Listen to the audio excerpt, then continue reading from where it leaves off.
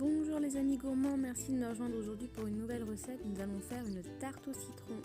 Alors d'abord nous allons commencer par la pâte sablée et puis ensuite nous allons faire la crème pour la tarte.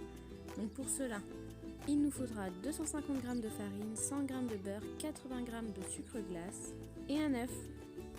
Pour la crème, il nous faudra 3 gros citrons, 90 g de beurre, 100 g de sucre, 3 œufs, 2 jaunes d'œufs et 25 g de maïzena. Mélangez les bouts des doigts, le beurre mou, la farine et le sucre. Ensuite, ajoutez un œuf et travaillez encore la pâte avec les doigts jusqu'à obtenir une pâte homogène. Filmez la pâte et laissez 2 heures au frigo.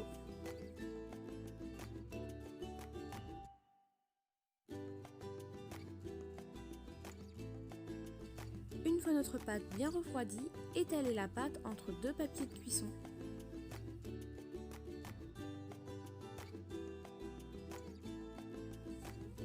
Piquez la pâte à l'aide d'une fourchette. Mettre la pâte dans le moule.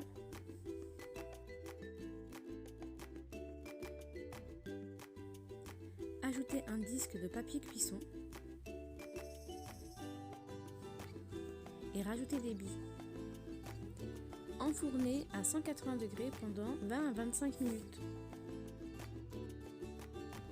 Pour notre crème citron, on va battre le sucre et les œufs.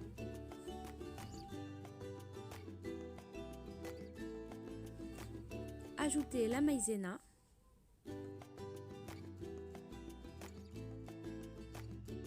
Mettre à bouillir le jus des 3 citrons que nous avons préalablement pressés. Le verser dans notre précédent mélange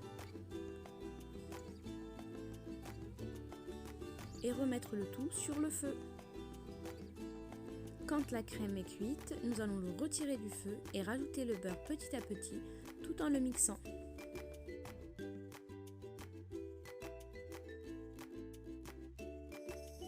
La crème est prête, nous allons la verser sur notre pâte sablée. On laisse la tarte refroidir et pendant ce temps-là, nous allons faire la meringue. Donc pour cela, il faut tout simplement monter les blancs en neige et ajouter le sucre en 3 fois.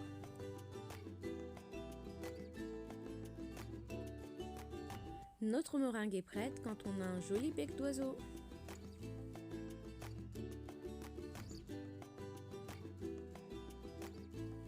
Mettre la meringue dans une poche à douille.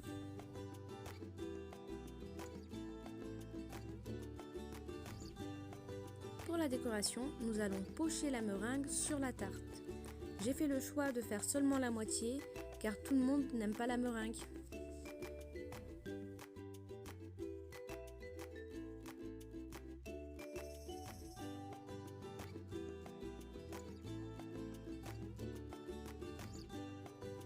Pour cuire la meringue, vous pouvez utiliser un chalumeau si vous n'en avez pas. Petite astuce, nous allumons le four en mode grill et nous remettons un petit peu notre tarte au four, juste le temps que la meringue puisse cuire.